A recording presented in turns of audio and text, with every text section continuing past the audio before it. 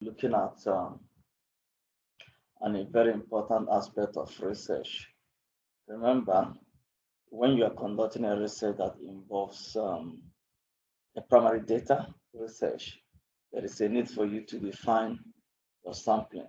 So, and that is what this presentation is all about. The chapter is all about research sampling.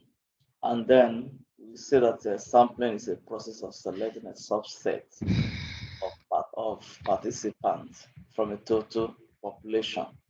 So it's all about you trying to take some fraction, some part of of your population to be able to gather your data, and that is what sampling is all about. So it assists researchers to draw findings, conclusion from a larger population.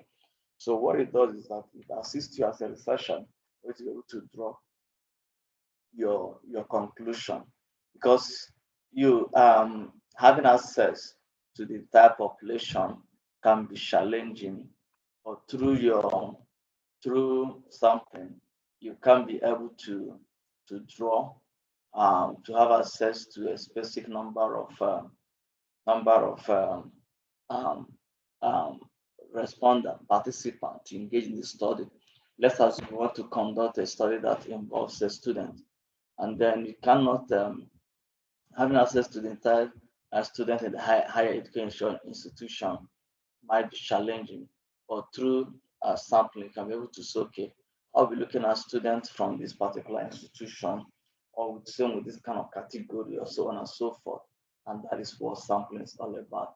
And one of the benefit of sampling in a research is for you to be able to save costs. It's cost effective, it's feasible, it's achievable, it's manageable, and then through that the manageability of it, you can be able to draw to make conclusion that you can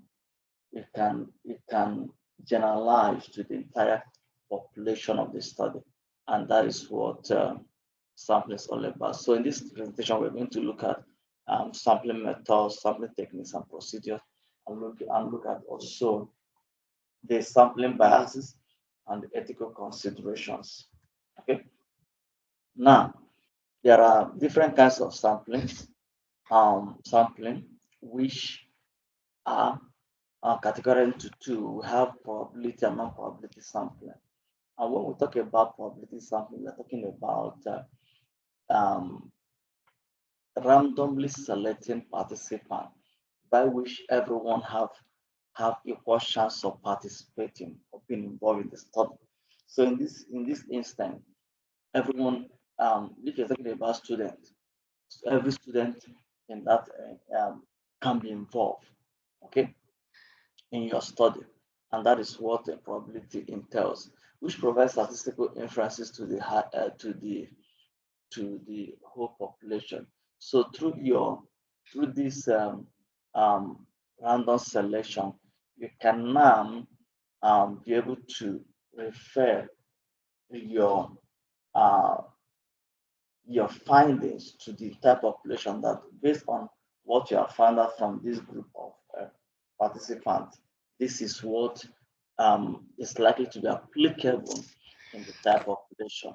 So we have also non-probability sampling to provide non-random selection based on defined criteria.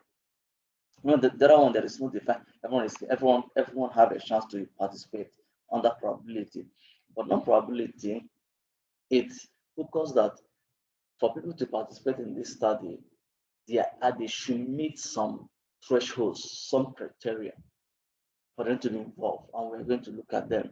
So it allows for convenience in making data in making data collection, okay, and also provide that simplicity and and easier to manage to involve your participant and so on and so forth. Now let's look at these three key words: what, why, and how. In every stage of your sampling, whether you use whether you use probability or non-probability, you should be able to define it, justify why, and how you're gonna use it. Very, very important in your study. So remember what I said before, that at the level of your research methodology, whatever you do should be able to be justified, should be able to provide a how, should be able to tell you what you're talking about, to give someone who have no previous idea for what you're saying to understand the concept you are talking about, and they're able to justify. And at each and every phase of what, why, and how, you are also allowed to provide citations to bring a concrete empirical proof that whatever the choice you are making, it's not just unknown choice, but it's a proven, people have done it, people have used it. That's why you're following the footstep of what others have done. Very important.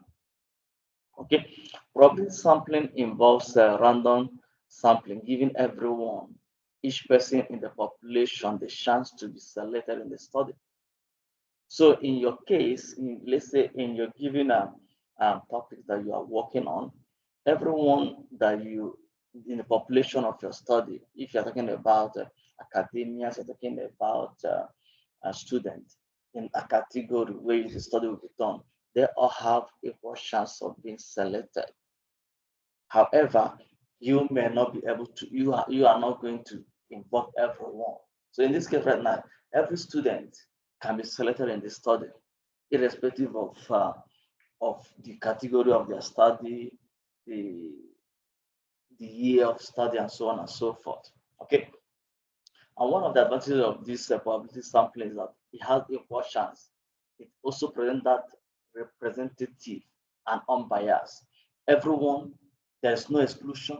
Everyone it can be involved, and it can be everyone can be represented across different fields of their studies, and so on and so forth.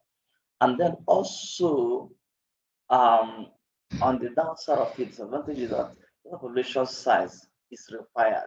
So meaning that what for you to be able to go into this, you need the total population of what you are trying to do before you can now zoom in down to your sample size.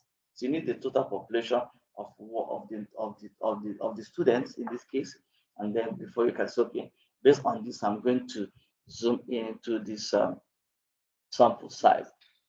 May be difficult to use in a larger population.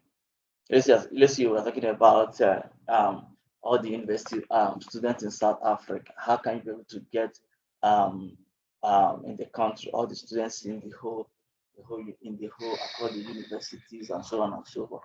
That can be challenging, and that also plays a very big role. So now let me say this ahead of time. There are different kinds of samplings that is out there, but for this presentation, we're going to focus on some of them. So we have seen the first part, which is your simple random sampling, which is your probability, type of probability. So now we're going to look at your systematic sampling, which allows the researcher to select every tenth in the population size. So meaning what that when you count from 1 to 10, the 10th person will be involved. From 1 to 10, the next person will be involved, and that's how you do it, and so on and so forth. Okay. So now, every example of it, every 10th participant in the student class list will be taken. So okay, fine. I'm looking at students, and because I'm looking at students, every 10th person in the student class row, if let's say you have all the list of the students, so when you count the first 10, if the 10th person will be taken, the next 10 will be taken, the next 10th person will be taken, and that is how you pick out your your participant. Disadvantage of it is that it involves heavily selection of a population size, and is simple and efficient. What about the disadvantage? Your periodic selection can bring bias. What if you say, okay, no, because you want to take this person and the person is on number 9, you move the number 9 to number 10 so that you can take the number 10th person. So to avoid that, that is the downside of it, the disadvantage of using a systematic sampling method in a probability sampling study. However, whichever one you choose. So when you're studying, when you're trying to remove that element of biasness, you can also look at as other aspect of probability sampling. However, it is very important for you to look at the study you are doing, looking at the population, and that will also influence the kind of sampling you can take. Now, in every choice you have made, please, the aspect of what, the why, and how should also come in. That is very, very important. So that you can tell the reader that Yeah. the choice you have made is the right choice for the study that will help you to achieve the purpose of the study, and then be able to draw a given the conclusion that will inform decision. Okay, so another type of um, probability sampling is certified certified sampling method, which involve the division or grouping of the population into strata, into subgroups, and a sample is drawn from every strata. So now, what this allows you that is okay, I'm going to look at students, and I'm going to look at this student into groups. I'm gonna group them into the modules they are doing, the degrees they are doing, and so on and so forth. However, everyone, you find out that what if you group them according to groups, find out that every group, every course will be represented in that very column, the strata part of it. That every person, the stratified sampling allows you to group your participant in subgroups, put them into subgroups, but each and every group have a chance to be part of the study. So it also present equal representation, although the disadvantage of it that deeper knowledge about the population is required for you to do that. You know what you should be able to know that for me to group them, for you to have them into these sections, into these groups, to be able to understand that population to enable you to soak in that every group can be, when they are being represented, they can also enable you to form to carry out, to achieve whatever the study meant to achieve. So we have another type of probability which talks about the cluster probability sampling, which allows researchers to divide the study group into clusters. Okay, and then select the clusters randomly. So the difference between the stratified sampling and the cluster is that under your clustering, you find out that what you are not each clusters will also bear that mark of what the randomizing of your selection will take place. You have to randomly select every cluster so that they can be able to represent it. So in this case, for example, in this case right now in a cluster sampling, selecting every student within this particular campus. Let's say it's okay. Now I'm going to go into cluster of campuses if they have different campuses of the population of your study. That every campus will be involved in that very, but randomly. So this is being used in a large population because it provides cost-effective and used to reach disadvantaged populations. Bias and prone to error in sampling, that is can be a challenge because that as that your selection can be biased towards a particular cluster or or something of that sort. Now, the what, the why, and the how on each and every, whether you use the stratified sampling whether you use the cluster sampling, be able to prove to the reader that what you're talking about. In this case, let's say you're talking about the cluster. What is cluster sampling? And then you're able to provide that definition and provide the citation to back up your claims, your definition. Able to say, okay, why are you choosing cluster instead of choosing certified or random sampling or a systematic sampling? You're able to justify why you're using it, which align to your topic, to your study, to objective of your study, and then how. In this case, in that, I'm going to divide my participant into this cluster, and this cluster, I will randomly select people participant from each and every cluster. By you explaining this, they are now trying to prove how. When you put them into clusters, in this cluster, you randomly select people, participants, individuals from this cluster to represent in the study. And these are the four commonly used probability sampling in a study. Let's go to non-probability sampling. Under non-probability, sorry, any question?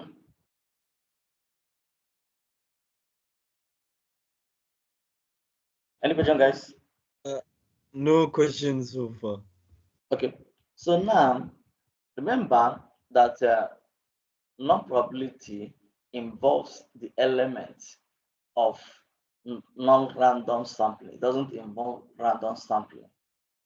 And the probability involves element of random sampling, giving everyone equal chance to be represented, to participate in the study, which is the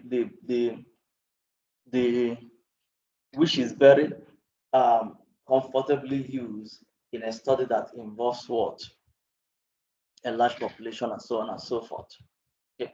So now non-probability sampling, because it's involved non-random sampling process, non-random sampling process, and not everyone have the chance to be represented. There are different types. So we're going to discuss four types of non-probability sampling, and then but there are others within probability and non-probability. So now the first one is convenience sampling.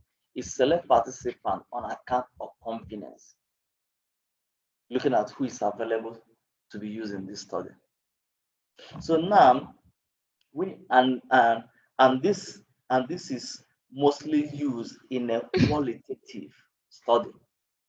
The other one is the probability is mostly used in a quantitative study. So who is available? Who can be reachable? That is what you're looking at. So if your study is trying to talk about people who can provide you who's accessible to be used, who's available, you're talking about what the convenience sampling method.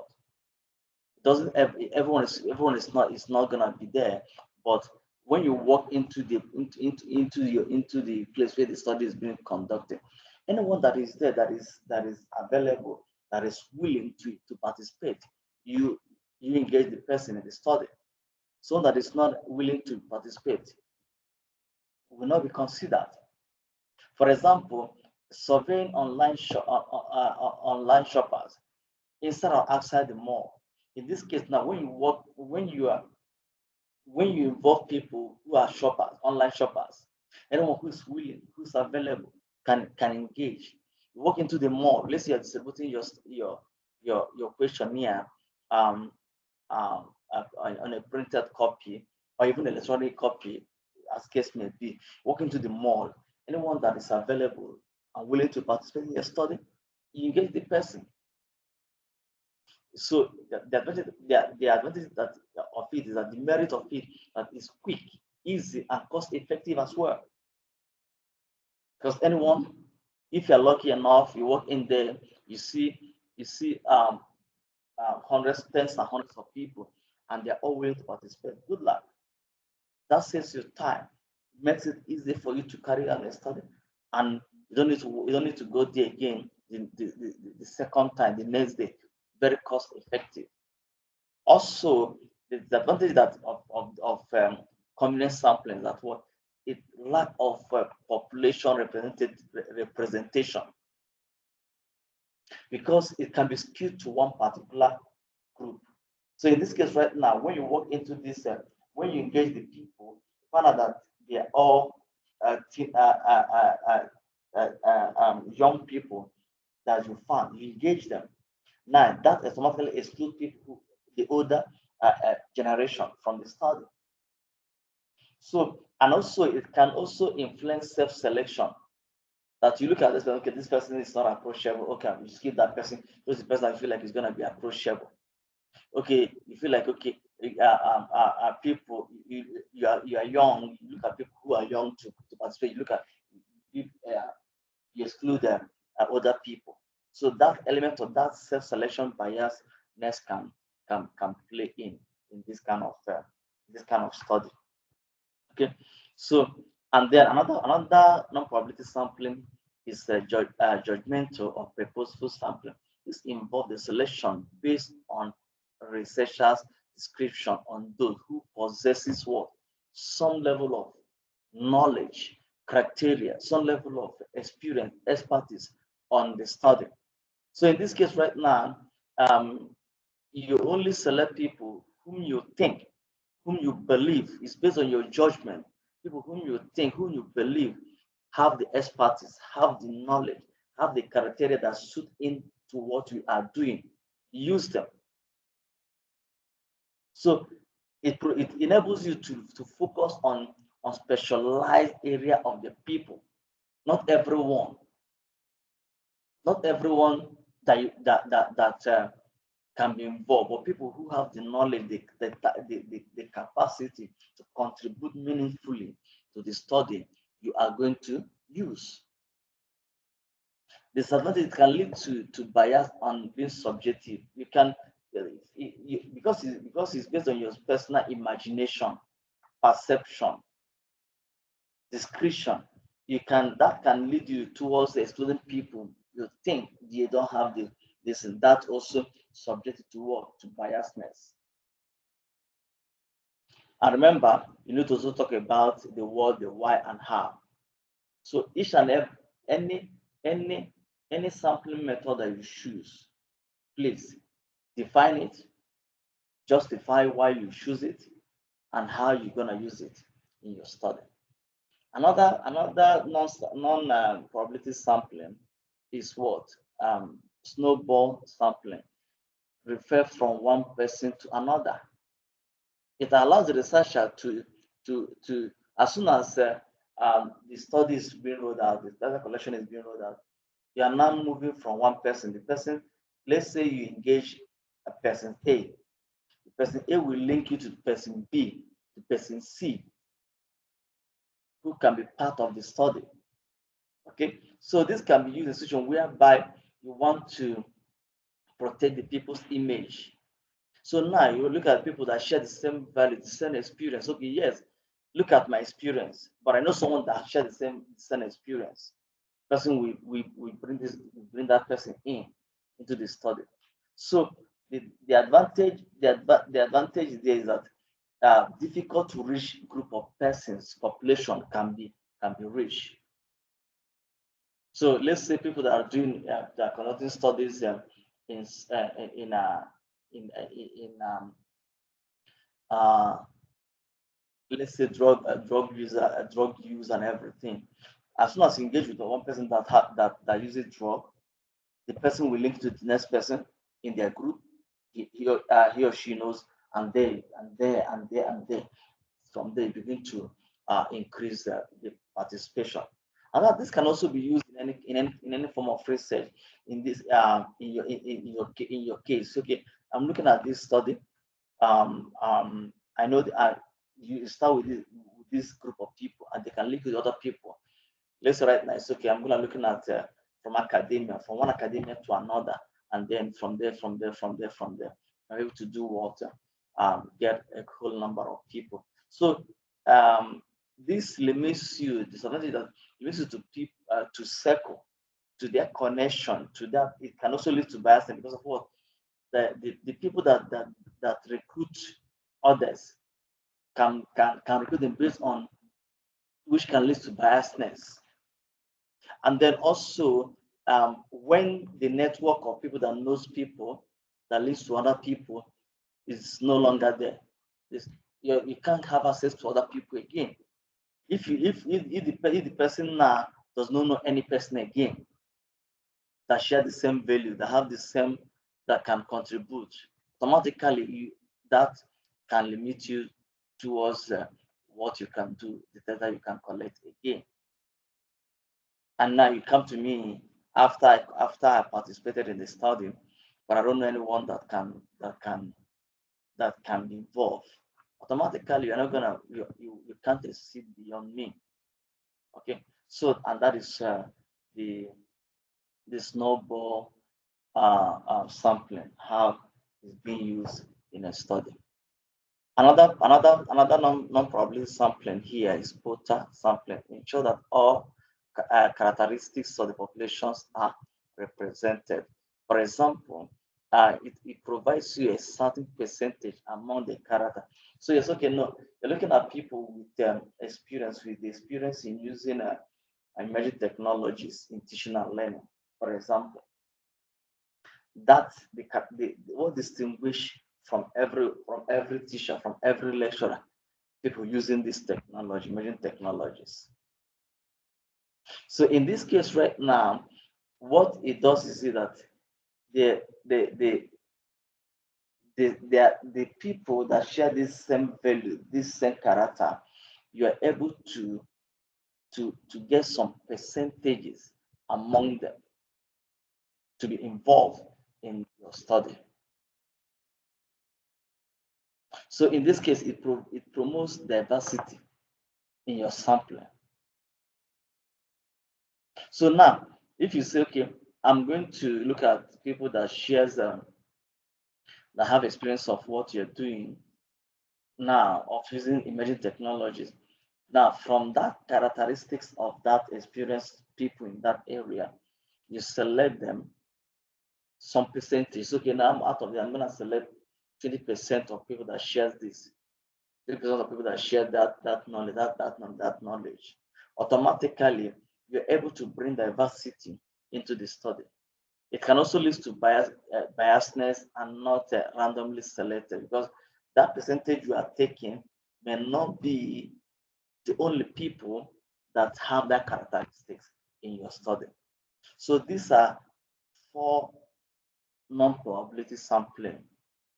And remember the what, the why, and the how. So now, in a sampling, the 2 kinds of sampling, when you are doing people in terms of quantitative and qualitative, most times people that are doing qualitative studies uses what? The non-probability, and quantitative uses what? Probability sampling. What are the techniques in sampling and the procedures? One of the first techniques and procedure in sampling is what? It involves steps in designing the sampling plan. You have to be able to design your sampling plan, how you want to go about with your sampling. And for you to do that, you need to determine the population. So very important, you have to plan it. Sampling is not what you just achieve overnight. It takes a process, you need to plan for it. And for you to plan your sampling, you should be able to know the population you are dealing with.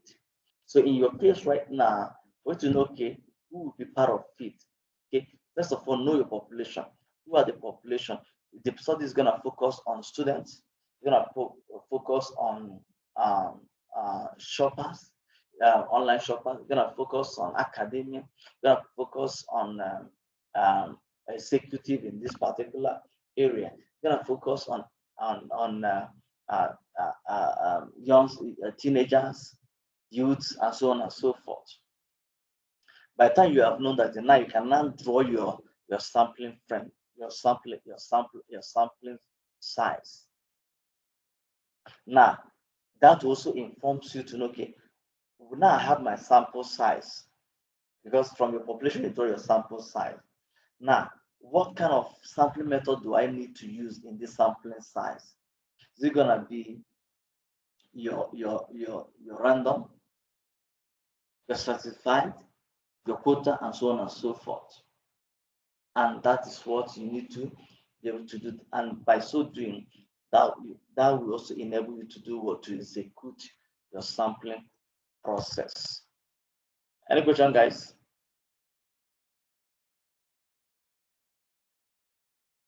Yes, we are still here. Okay. So in determining your sample size of your study, there are two things to consider.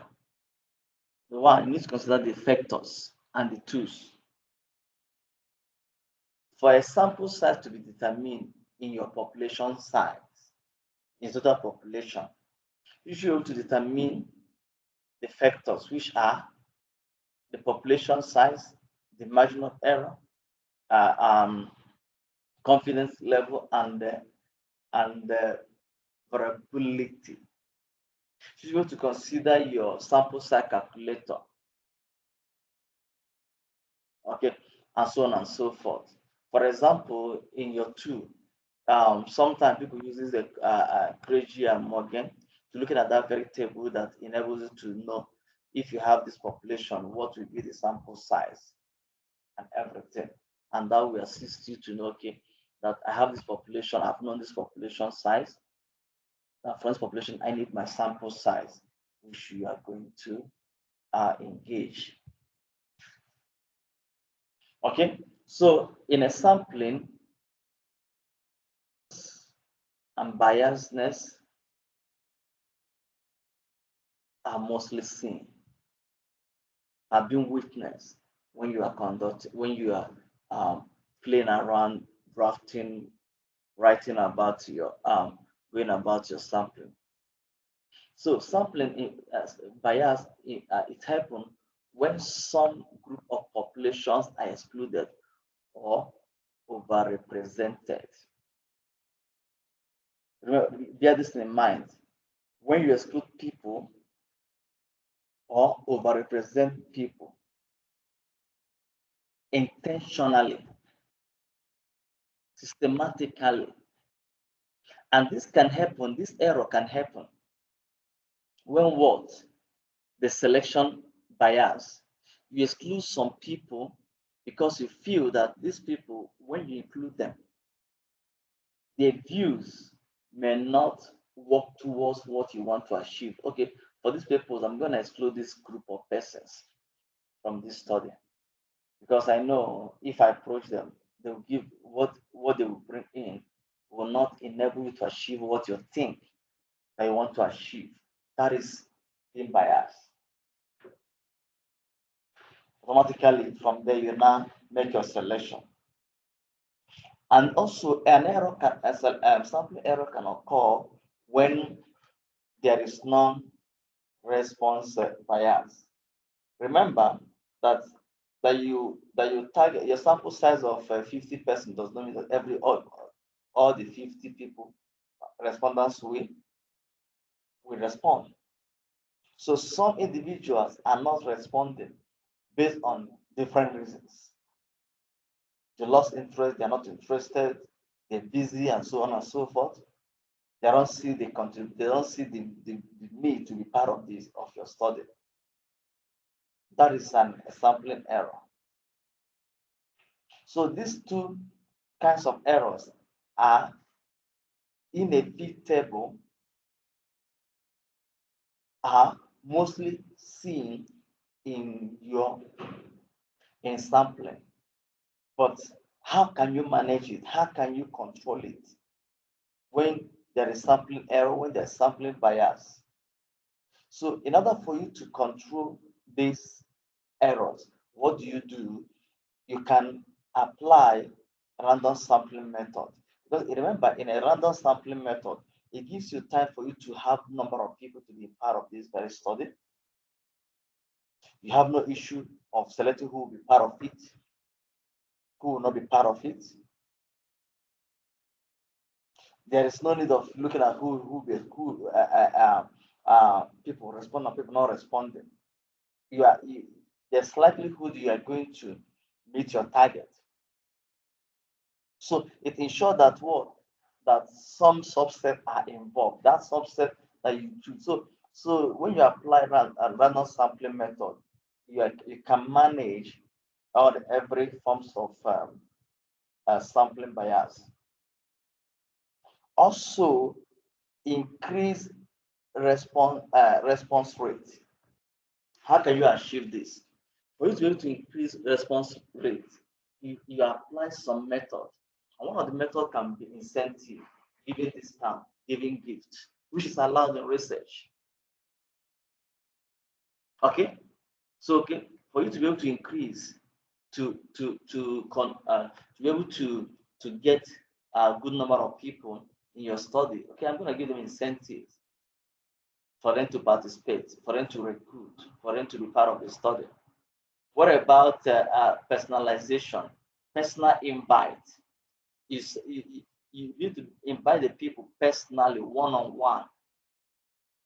Multiple contact attempts, reminder, follow up, make a follow up. Because one thing for sure, without applying this method, the element of exclusion can play in and people not responding. Remember, these methods are used for you to do or to minimize, to control forms of what sampling bias and errors in the study. Also, confidentiality assurance. Now, you should be able to assure the people that their confidentiality, that whatever they say, whatever their contribution in this study will not be linked back to them. Nobody knows who responded. Nobody knows who says what and who says what. Okay, that can also increase the rate of response. Also, and then that their personal information will not be shared, will not be linked back to them, will not be displayed in the study. And that's why when you design your instrument, your research instrument, you try as much as possible to remove implicating information, names, and so on and so forth that can be linked to the respondents.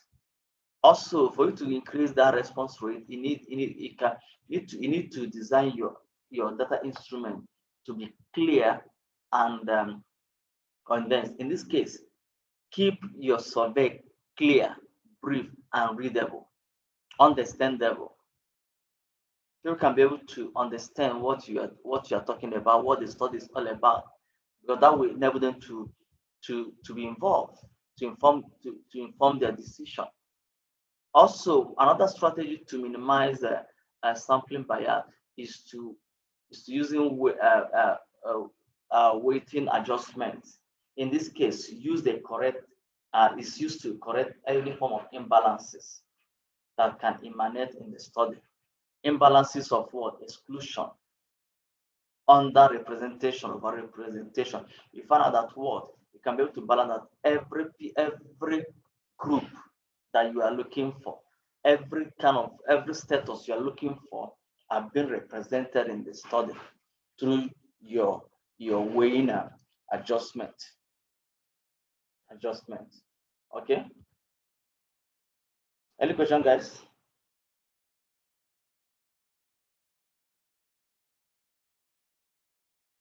So far, so good on my side. Okay. So this brings us to another aspect of what to consider in your sampling. Ethical consideration in sampling. For you to be able to have a good sampling in your study, you need to be able to consider the ethical part of what you are trying to do, what you are going to do. And this involves what? Ensuring representation. Now, for you to be able to manage any form of ethical concerns, ensure that what there is equal representation, and that involves what? Having an accurate sampling. So in this case right now, if you say you're going to use random sampling, guys, let's be sure that you're going to use random sampling and be able to define how. Remember what I'm talking about, the what, the how, and everything. Be able to define how you're going to use it, and then because that will enable you to say, okay, look at my total population, and from this total population, you do your sampling size, determination of your sample size, and by so doing, you're able to get accurate number of participants, respondents that you're going to use. Avoid misrepresentation. Apart from misrepresentation of what you don't, what you are not talking, what you are not doing, what you are not thinking. Don't say things that is not true.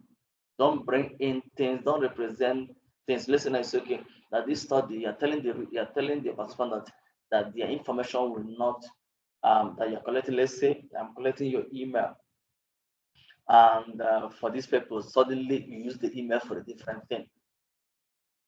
But you present that email that is for the study, but it's for a different thing. Also, informed consent. Inform the participants about the study and let them willingly submit consent to participate in the study. Inform them what the study is all about and let the information you provide be able to inform them, to encourage them to be part of the study or not to be part of the study. Okay? Confidentiality and aspiracy is also very important. Protect personal identities. Let's assume that there is a need for you to collect personal identity about the participant. Protect that,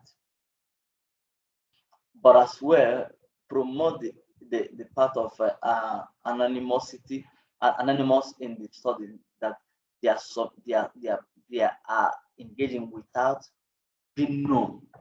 Let them not be known of who is who and who is not who that impacted in this study. So that is a way for you to manage different forms of ethical concerns and um, concerns and consideration that can be part of your sampling. Also, there are challenges and limitations in sampling as well, and there are common challenges in sampling, in implementing sampling, in engaging with sampling. One of them is what? Gathering complete data is a challenge. You want to use 100 persons, getting 100 people, 100 participants is always a challenge. That is a very big challenge in sampling. Managing non-response. How do you be able to manage non-response? We're talking about how you can able to the biasness, the errors. It's part of them is what non-response. But now, this is a challenge that people are not responding. So when people are not responding, are you going to be able to complete the questionnaires for them, the survey for them? You made that very clear that, okay, out of 100, they all responded, but on a true side of it, only 30 responded. The remaining, let's out of 100, you only managed to see you got 70. But in this 70, people that actually responded are 30. You got your friends and everyone to help you complete the remaining 40. It's not allowed. Now, when you are not getting response, what do you do? So managing non-response is very big challenge. What to do, and that for that to happen. But this will link you back to what was said, what I said before, that you need to be able to do what the strategies in managing those sampling bias by giving by gift and so on and so forth, follow up and everything. So in managing non-response, when you incentives, follow up and stuff like that can also assist. Limitations of different sampling methods. Remember, we have seen different sampling methods, but in each of them, there are a high level of limitation among them. And one of the, the limitation is what? High is very high and time consuming. So it can be time consuming in gathering that very data that you need. And the cost can be high as well. And there is element of biasness, which we have talked about in the previous slides. How do you manage them? How do you overcome them? How do you confront them? Is what you should be able to implement the strategies to control those, which I've seen in the previous one, to manage those biasness, to manage all those challenges. So time consuming, it can take you quite. I've seen people who want to collect data, but due to some challenges, it takes them time to collect that very data which they are looking for. And these are mostly seen in a probability study and non-probability study as well. So, how to address the common challenges? In order for you to manage these challenges, apply mixed method research, do pilot testing,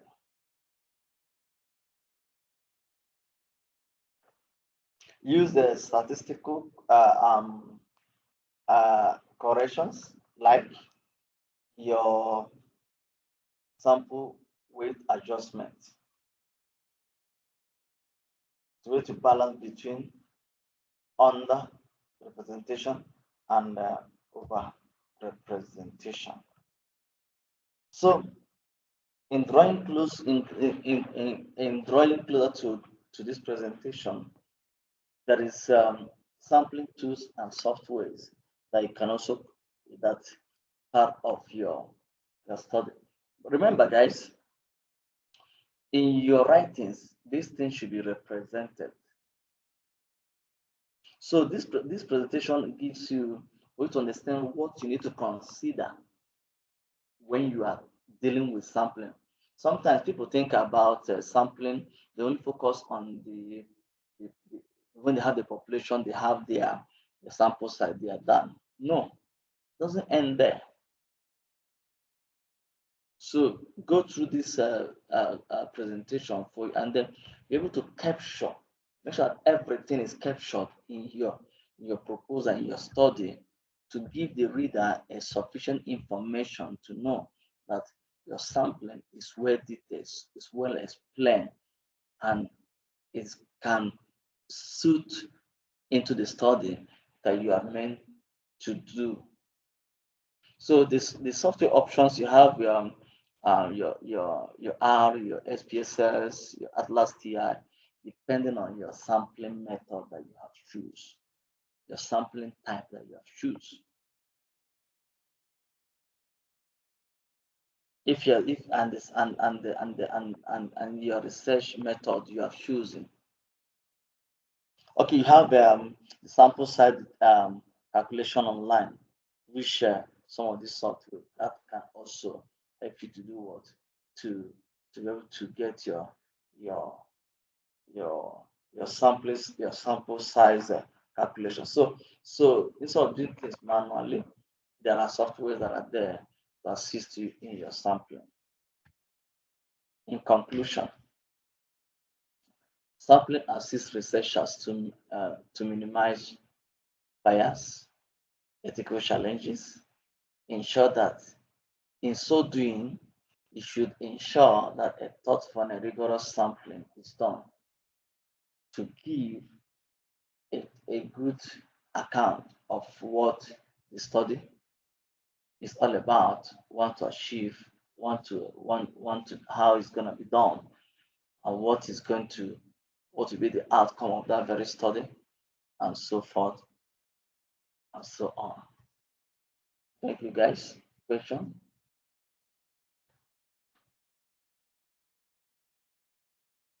Any questions? Clear concept, Prof. Okay.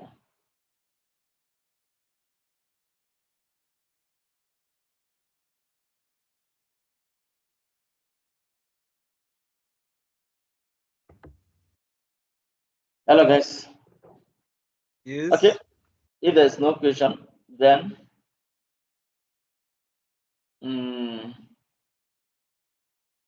I think we can